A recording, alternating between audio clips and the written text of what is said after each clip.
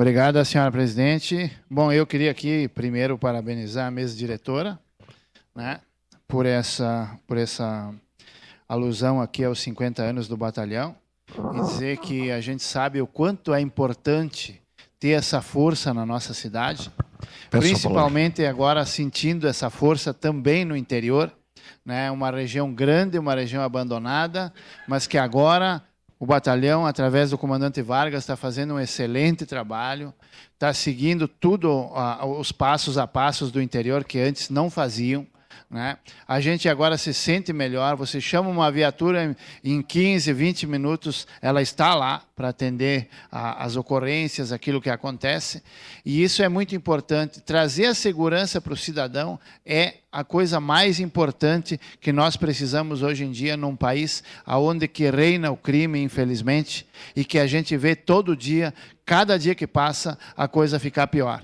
E a gente dizer também que me solidarizo, né, com a Brigada Militar, na questão de que estão arriscando as suas vidas todos os dias para defender as famílias, para defender a nossa sociedade.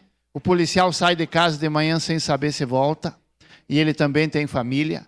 Então, me solidarizo com eles por essa coragem, por esse empenho, por esse excelente trabalho, e que continuem, porque a gente vai estar sempre com eles em tudo que eles precisarem. Obrigado, senhor presidente. Votarei sim.